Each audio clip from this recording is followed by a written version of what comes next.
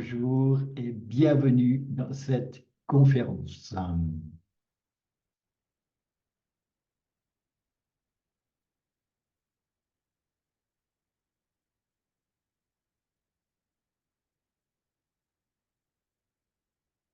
Bonjour et bienvenue dans cette conférence. Que faites-vous de vos blessures, blessures psychologiques, bien entendu.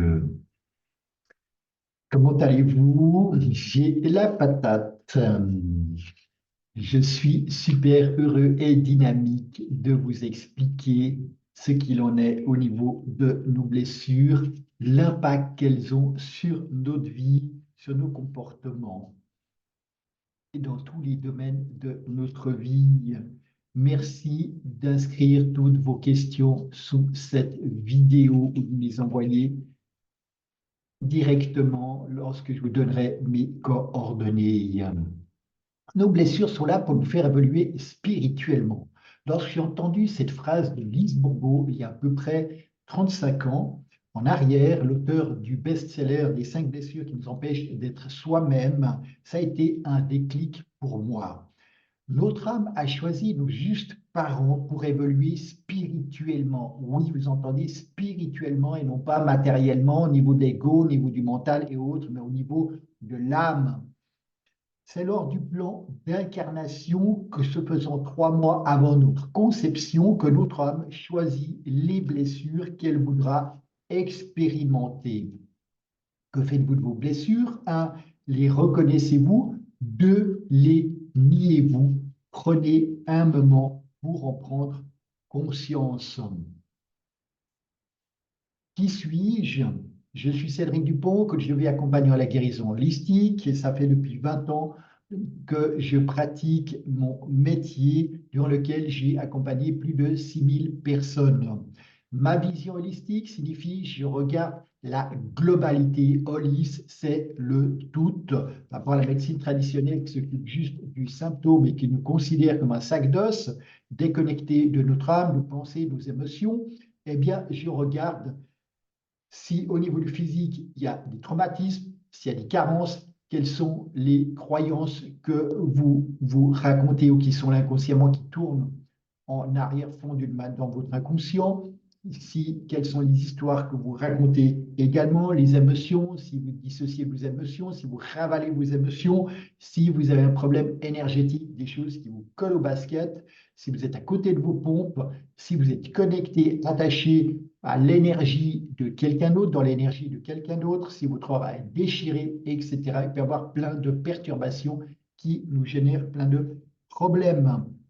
Ma clairvoyance, mon hypersensibilité et mon intuition permettent de cibler justement où sont véritablement les causes des dysfonctionnements, des maladies et autres chez mes clients. Mon don est de mettre en mots, MOTS, les mots MAUX de mes clients, puis les accompagner à s'en libérer.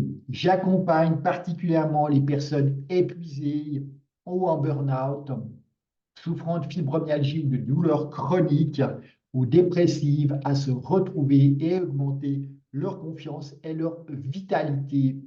Je consulte avec la même efficacité à Neuchâtel en Suisse ou à distance par Zoom et par WhatsApp. Comme je me mets en syntonie avec votre énergie, je ressens dans mon corps ce que vous vivez, où j'ai des images, des flashs, des sensations, etc. qui viennent. Quelques mots sur mon enfance. Dans ma famille, mon père était prof de maths et de physique et préparait ses cours à la maison. Il était physiquement là, mais très souvent absent énergétiquement en préparant ses cours dans sa tête. Ainsi, il n'était pas à l'écoute de mes besoins et pouvait souvent avoir des accès de colère envers les membres de ma famille ou de moi-même. Ma mère était une femme au foyer, était une personne dépressive et triste qui n'avait pas fait ses deuils, surtout la perte de son père et d'enfants. J'ai quasiment toujours vu ma mère enfermée dans son propre monde. Ainsi, je n'ai pas reçu d'amour avec un père absent et une mère éteinte. Je n'ai pas reçu d'amour, d'attention, de reconnaissance de leur part. Avec eux, j'ai expérimenté toutes les blessures, trahison, rejet, abandon, humiliation, injustice. C'est ce qu'une amie thérapeute, méga médium, me l'a confirmé en 1998 ou 98, comme disent mes amis français. Chacun de nous peut avoir plusieurs blessures à des pourcentages différents. C'est ce qui permet justement le dépistage plus difficile parce qu'on peut avoir une blessure à 10%, une autre à 30%, une autre à 50%, une autre à 80%, une à 100%. Et c'est celle qui est le plus marquée, celle qui est le plus à 100%, que notre corps va exprimer, va somatiser. C'est pour ça, quand on guérit de blessures, puis qu'il y en a d'autres qui sont là, qui remontent, notre corps peut changer d'apparence selon notre état d'évolution personnelle ou spirituelle. Voyez-vous vos blessures du point de vue de votre mental ou de votre âme? C'est clair que si nous regardons nos blessures selon le point de vue de notre mental ou notre ego, on dira c'est injuste, pourquoi moi, etc. Par contre, si nous commençons à les regarder avec les yeux de notre âme, nous comprenons que tout est juste et parfait au millimètre près. Même si nous avons été abusés, frappés, privés de nourriture ou d'amour, c'est le choix de notre âme de vivre ces expériences. Comme ce sont des choses qui sont dans notre subconscient va balancer cette information dans l'inconscient collectif et nous faire arriver là où les personnes nous permettant de vivre nos justes blessures pour évoluer. Comment se souvenir des 5 blessures de base? Pensez à trahison, rejet, abandon, humiliation, injustice. Et c'est dans cet ordre-là que je vais vous les présenter. Lorsque nous avons vécu une blessure, nous créons un masque pour éviter d'être blessés à nouveau et donc de souffrir. Ce masque va nous faire jouer des rôles ou des personnages qui ne seront pas nous-mêmes, à savoir notre être profond, jouer le timide, le clown, etc. Plein de personnages qui en fait ne sont pas notre nature véritable. Pour chaque blessure, je vais vous dire quel est le masque associé, quelles en sont les caractéristiques et comment le corps la somatise, il l'exprime. Et qu'est-ce qu'elle veut nous apprendre, quels sont les apprentissages de chaque blessure. Par rapport pour la blessure de trahison, nous allons développer le masque du contrôlant. Les personnes avec cette blessure voudront donc tout contrôler dans leur vie afin que tout soit sous contrôle et parfait. Quelles sont les caractéristiques des personnes qui ont cette blessure? L'enfant qui a cette blessure, ou la personne qui a cette blessure, a eu un parent qui n'a pas tenu ses engagements et donc qui a trahi sa confiance et qui lui a menti. La personne croit qu'elle doit être responsable et forte, elle cherche à être spéciale et importante, elle comprend et agit rapidement et elle doit montrer et assurer qu'elle est capable. Elle est performante pour se faire remarquer et sa plus grande peur est de perdre le contrôle. La personne qui a vécu la blessure de trahison va développer le corps le plus tonique parmi les 5 blessures. Quel est l'apprentissage de la blessure de trahison? Une personne avec la blessure de trahison aura besoin d'apprendre la confiance en soi, la confiance dans les autres, à exprimer son authenticité, dire qu'elle a peur, dire qu'elle a besoin d'aide, sa vulnérabilité. Justement, nous avons exprimé ses peurs ou ses faiblesses. Aïe, aïe, aïe, aïe, aïe.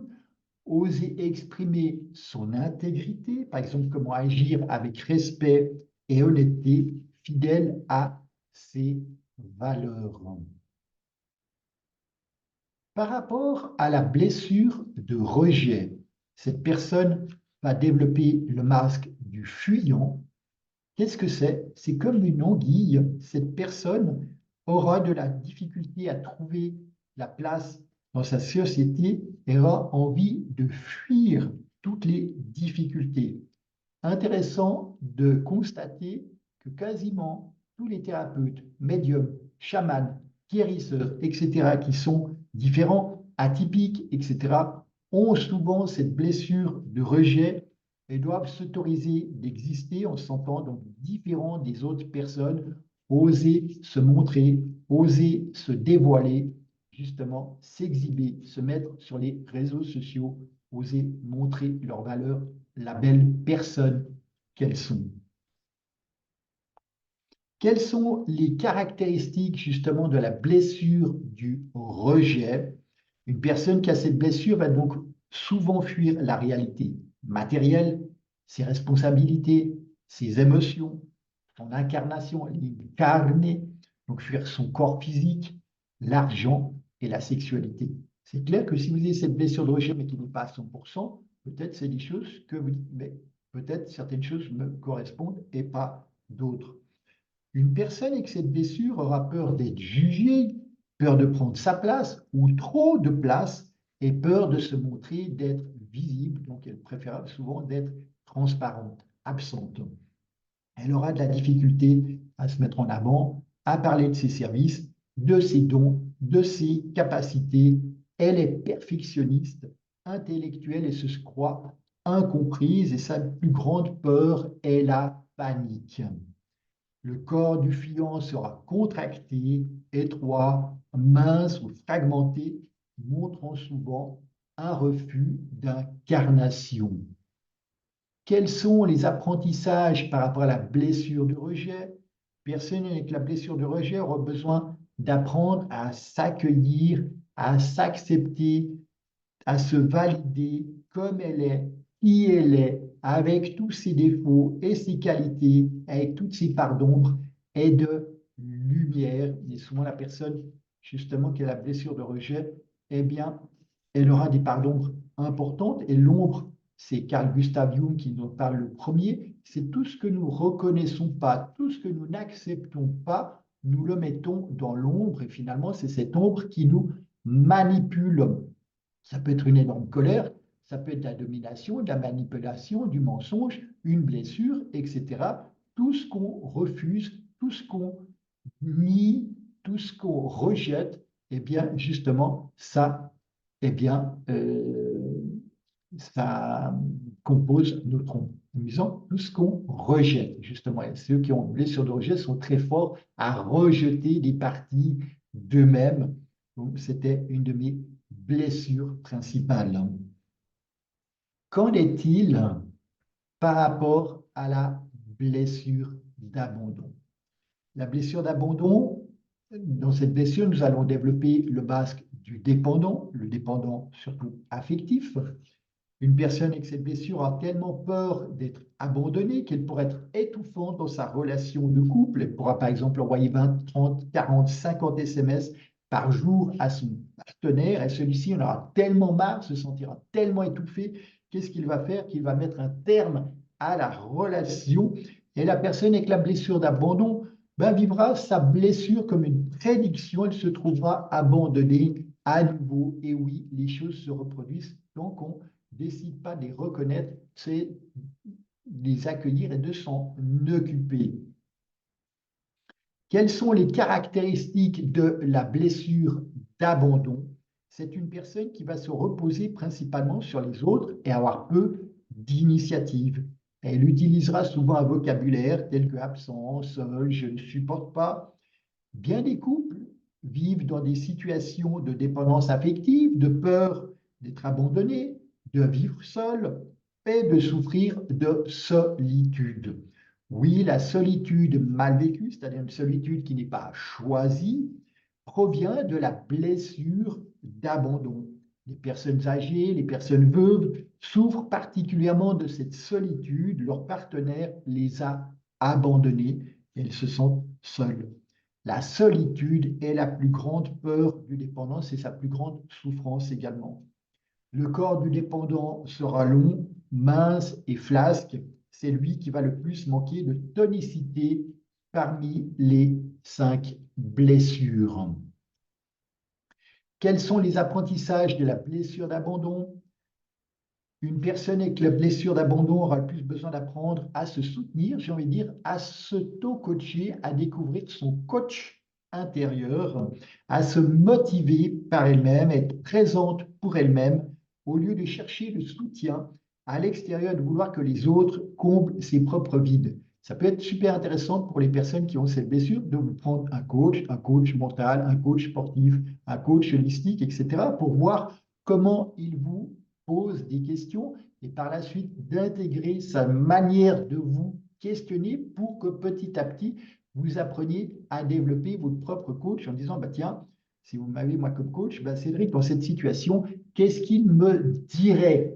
Et de vous poser des questions ouvertes pour réagir et reprendre la responsabilité de votre vie et de passer à l'action.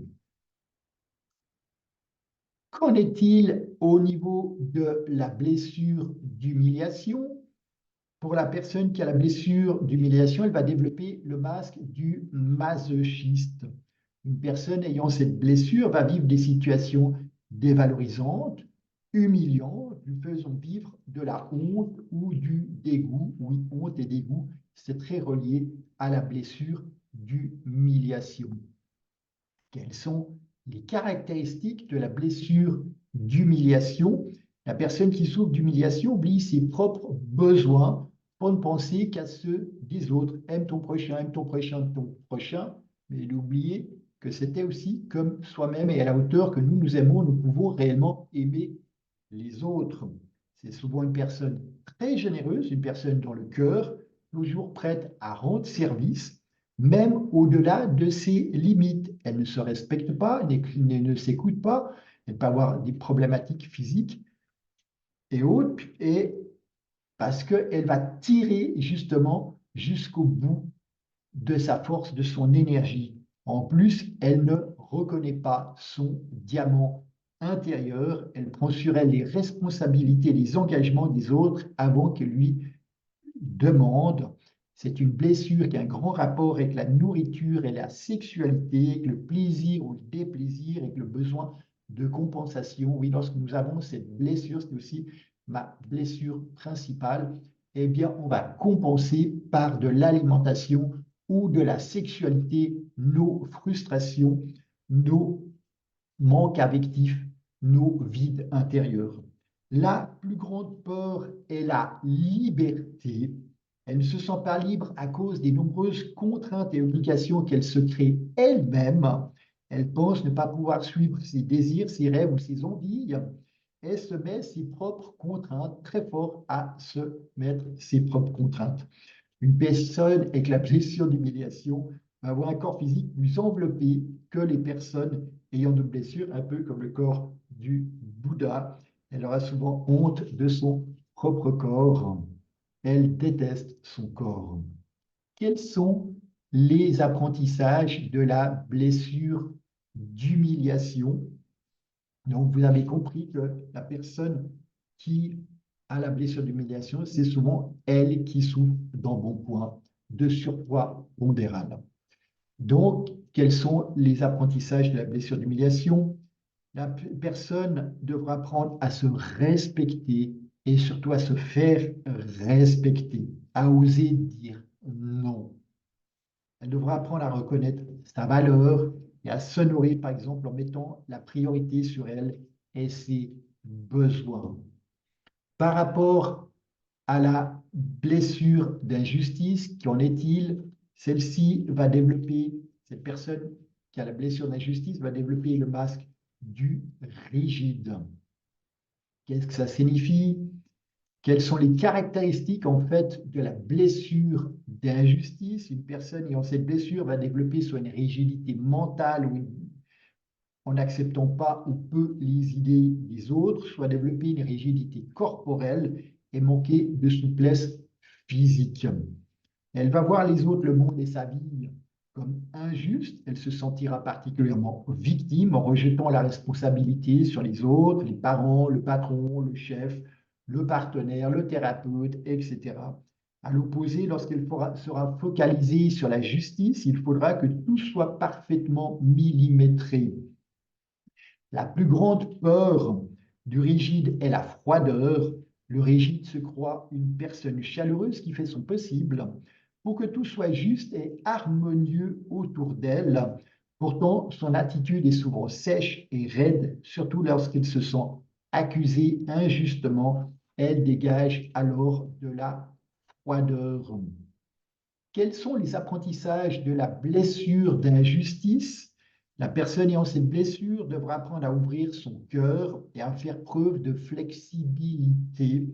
Elle doit apprendre à être bienveillante envers elle, envers les autres, et douce aussi, donc envers elle-même et envers les autres.